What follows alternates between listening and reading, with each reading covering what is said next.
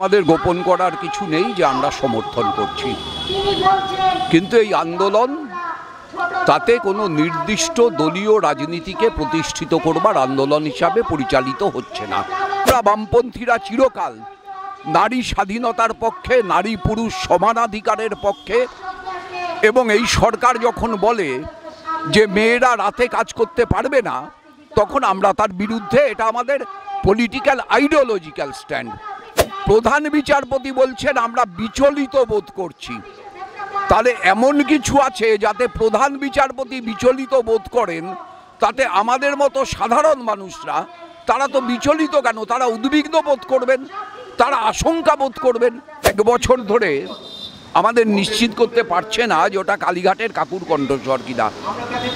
আর এই Salt Lake electronics complex তারা কোন প্রযুক্তি হোল্ড করছে যা দিয়ে তারা 24 ঘন্টার ভিতর বলে দিতে পারলো এটা সঞ্জীবের কণ্ঠস্বর, এটা কলতানের কণ্ঠস্বর। কুণাল ঘোষের থেকে জানা উচিত যে কোন সোর্সে তিনি এটা পেয়েছেন, কোন গোপন সংস্থার সাথে কুণাল ঘোষের সংযোগ আছে, কারা তারা, পেগাসাস, কারা তারা, এআই কি করে পেল কুণাল ঘোষ, এইটা জানাটা সবার আগে দরকার।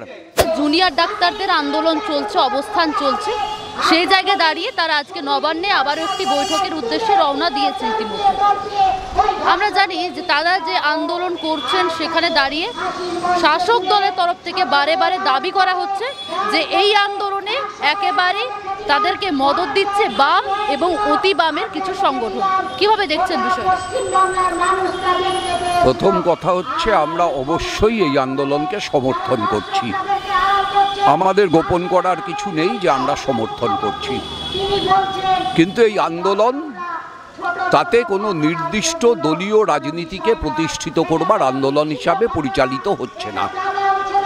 এই আন্দোলন জুনিয়র ডাক্তাররা পরিচালিত করছেন একটি নৃশংস, নির্মম, বীভৎস ঘটনার প্রতিবাদে, এবং সেই ঘটনার প্রতিবাদে আন্দোলনের শুরুতে যে সুর ছিল সেই সুরের সঙ্গে যুক্ত হয়েছে পরবর্তীতে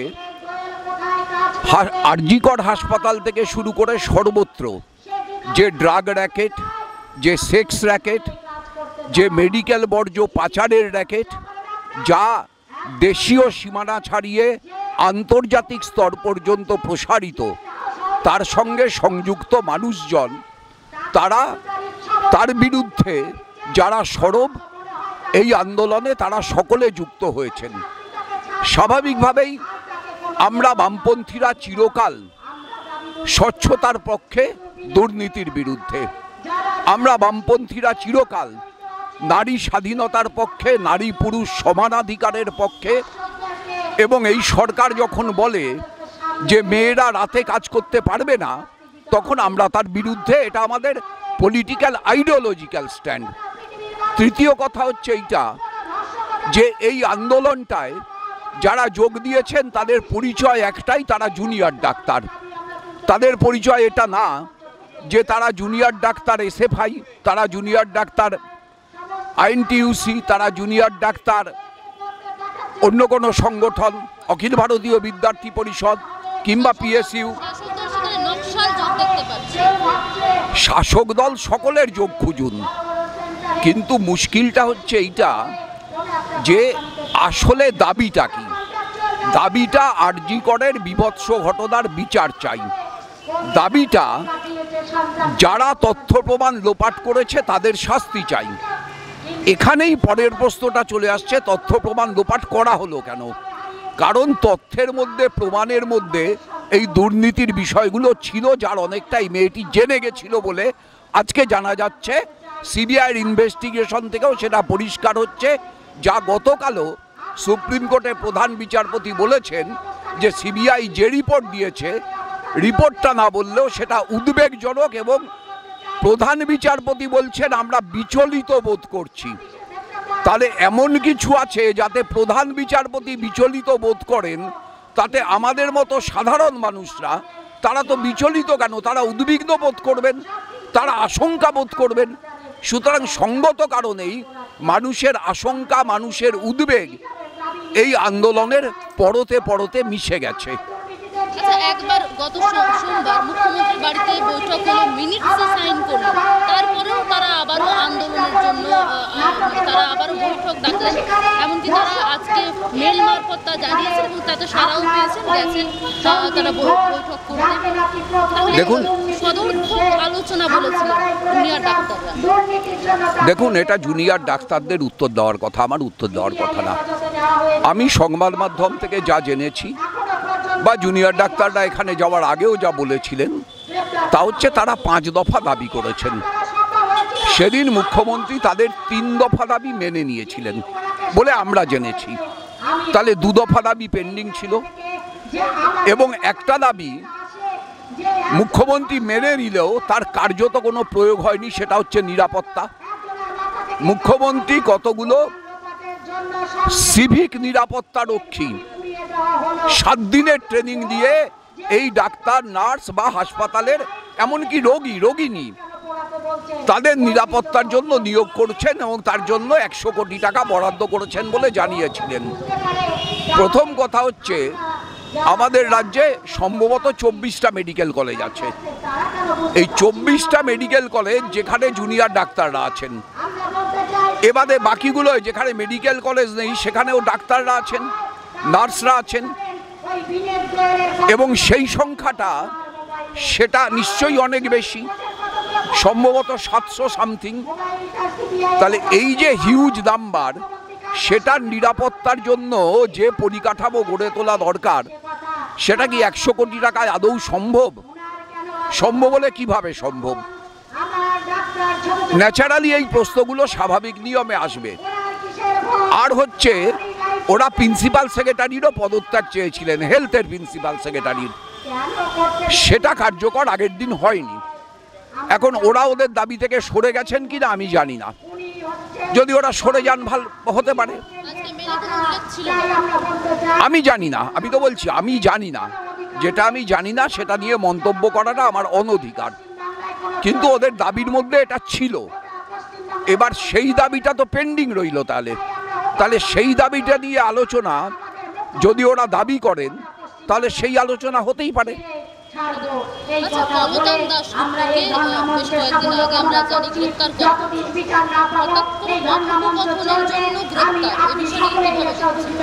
প্রথম কথা হচ্ছে, এটা একটা গর্হিত অপরাধ করেছে সরকার এবং কলতানের সম্পর্কে যে অভিযোগ, সে অভিযোগ কোনোভাবেই গ্রেপ্তারযোগ্য হতে পারে না। আজকের দিনে প্রযুক্তি যে জায়গায় গেছে, ধরুন আপনার সঙ্গে আমার ফোনে পরপর 4 দিন কথা হলো, এবার 4 দিনের ফোনই রেকর্ড হলো। এবার আমার আজকের বলা কথার পিঠে আপনার আগামীকালের বলা কথাগুলো যোগ করে দেওয়া হলো। যোগ করে দিয়ে আজকে যে বিষয় নিয়ে কথা বলেছি আমরা আর কালকে যে বিষয় নিয়ে কথা বলেছি আমরা, দুটো আলাদা। কিন্তু আমার কালকের কথাগুলো থাকলো, আপনার আজকের কথাগুলো থাকলো। তাহলে কি দাঁড়ায়? তাহলে সেটা তো একটা মিথ্যে দাঁড়ায়। এই মিথ্যের উপর প্রতিষ্ঠা করা হয়েছে এই গোটা বিষয়টাকে। 2, কালীঘাটের কাকুর কণ্ঠস্বর, সিবিআই এর মতো দেশের সর্বোচ্চ তদন্তকারী সংস্থা 1 বছর ধরে আমাদের নিশ্চিত করতে পারছে না যে ওটা কালীঘাটের কাকুর কণ্ঠস্বর কিনা। আর এই সল্টলেক ইলেকট্রনিক্স কমপ্লেক্স, তারা কোন প্রযুক্তি হোল্ড করছে যা দিয়ে তারা 24 ঘন্টার ভিতর বলে দিতে পারলো এটা সঞ্জীবের কণ্ঠস্বর, এটা কলতানের কণ্ঠস্বর? তাহলে আমার তো সিবিআইকে অনুরোধ করা উচিত যে আপনার সল্টলেক ইলেকট্রনিক কমপ্লেক্স থানার থেকে শিক্ষা নিন কালীঘাটের কাকুর কণ্ঠস্বর মেলানোর জন্য। কারণ কালীঘাটের কাকুর কণ্ঠস্বর যদি আপনারা না আজ পর্যন্ত স্থির করতে পারেন, আর এরা যদি 24 ঘন্টার ভিতর স্থির করে দেয়, তাহলে এদের কাছে নিশ্চয়ই এমন কোনো টেকনোলজি আছে যা আপনাদের কাছে নেই। 3 নম্বর কথা হচ্ছে, এই টেপ কুণাল ঘোষের কাছে গেল কি করে? কুণাল ঘোষ যে ভিডিও অডিওটা ভাইরাল করেছেন সোশ্যাল মিডিয়াতে, তিনি পুলিশকে সরাসরি না দিয়ে নিজে কেন ভাইরাল করলেন? আপনার কি মনে হয়? আমি সে কথাটাই বলতে যাচ্ছিলাম যে কুণাল ঘোষ এই টেপটা পেলেন কোত্থেকে পেলেন? দেখা যাচ্ছে সল্টলেক ইলেকট্রনিক্স থানায় কমপ্লেনের যে টাইম আর কুণাল ঘোষ যে সময় অডিওটা ভাইরাল করেছেন টাইমটা পরে। তাহলে কি সল্টলেক ইলেকট্রনিক্স কমপ্লেক্স কুণাল ঘোষকে দিল? দিয়ে থাকলে কেন দিল? কুণাল ঘোষকে। যদি কুণাল ঘোষ আগে পেয়ে থাকেন এবং কুণাল ঘোষই ইলেকট্রনিক্স কমপ্লেক্স থানাকে দিয়ে থাকেন, তাহলে কুণাল ঘোষ এটা পেলেন কিভাবে? কাকে দিয়ে করালেন? পেগাসাসকে দিয়ে, এআই প্রযুক্তি ব্যবহার করে কিভাবে করালেন? যেভাবে করলেন সেভাবে করার অধিকার কি কুণাল ঘোষের আছে? সিবিআই এর যে অধিকার আছে, ইডির যে অধিকার আছে, সিআইডির যে অধিকার আছে, আইবির যে অধিকার আছে, আপনার আর আমার টেলিফোন কথোপকথন সিবিআই হ্যাক করতে পারে, সেটাতে লিগ্যাল রাইটে আছে। সিআইডি হ্যাক করতে পারে আমাকে এবং আপনাকে সন্দেহজনক মনে করলে, আইবি করতে পারে। কুণাল ঘোষ তো পারেন না। তাহলে কুণাল ঘোষ এই সমস্ত তথ্য পেলেন কিভাবে? এটা তো কুণাল ঘোষকে হেফাজতে না দিলে আবিষ্কার করা যাবে না। সুতরাং পুলিশের কলতানকে গ্রেপ্তারের সাথে সাথে, সঞ্জীব ঘোষকে গ্রেপ্তারের সাথে সাথে কুণাল ঘোষকে হেফাজতে নেওয়া উচিত এবং কুণাল ঘোষের থেকে জানা উচিত যে কোন সোর্সে তিনি এটা পেয়েছেন, কোন গোপন সংস্থার সাথে কুণাল ঘোষের সংযোগ আছে, কারা তারা, পেগাসাস, কারা তারা, এআই, কি করে পেল কুণাল ঘোষ? এইটা জানাটা সবার আগে দরকার এই মামলার ক্ষেত্রে।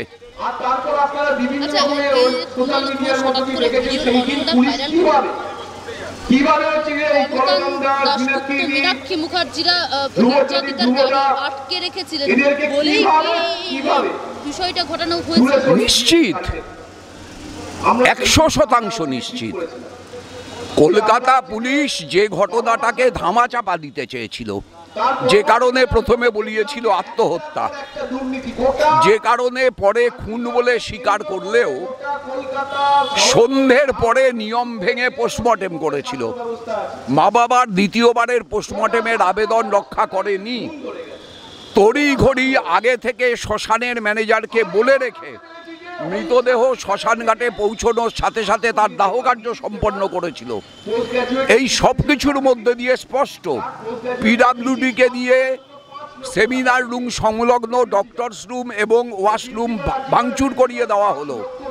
14ই আগস্ট রাতে ENT department, store room, emergency ধ্বংস করে দেওয়া হলো। এই সব কিছু হচ্ছে প্রমাণ লোপাটের জন্য, এটা দিবালোকের মতো স্পষ্ট। তাহলে এই যে কলকাতা পুলিশ যার প্রমাণ এত করে লোপাট করতে চেয়েছে, সেটাকে জনসমক্ষে এনেছে মীনাক্ষী, ধ্রুব, কলতান, পৌলবীর নেতৃত্বে আমাদের বামপন্থী যুব আন্দোলনের কর্মীরা। স্বাভাবিকভাবেই কলকাতা পুলিশ তারা এদের উপর ক্ষুব্ধ, তারা এদের উপর রাগান্বিত। তারা পারলে এদেরকে, সে আমরা বাংলায় বলি না, কাঁচা খেয়ে ফেলে। আসুক খেতে, আমরা দেখি কেরম করে খেতে পায়। আজকে স্বস্তিকা মুখার্জির একটা বাংলা সিনেমা আসছে, সেটা নিয়ে তিনি মন্তব্য করেছেন যে শুধুমাত্র নিজের সিনেমা প্রচারের জন্য নাগরিক সমাজকে ব্যবহার করে এই জাতিটার যে কেসটা সেখানে তিনি ব্যবহার করছেন। আচ্ছা, কুণাল ঘোষ যে দলের মুখপাত্র, সেই মুখপাত্রর পদ থেকে নাকি তাকে সরিয়ে দেওয়া হয়েছে, দলনেত্রী তাই বলেছেন। কুণাল ঘোষকে এখন তৃণমূল সিদ্ধান্ত করেছে মিডিয়ায় কেউ ওদের দলে যাবে না। তাহলে কুণাল ঘোষ আর মিডিয়ায় মুখ দেখানোর সুযোগ পাচ্ছেন না। আমি যদি উল্টো করে বলি, কুণাল ঘোষ নিজেকে মিডিয়ার কাছে এস্টাবলিশ করবার, রাখবার জন্য, তার মুখটা মিডিয়ায় দেখানোর জন্য এই ধরনের অজস্র ষড়যন্ত্র করে অজস্র বিষয়কে সামনে আনছেন, যাতে মিডিয়া থেকে তিনি হারিয়ে না যান।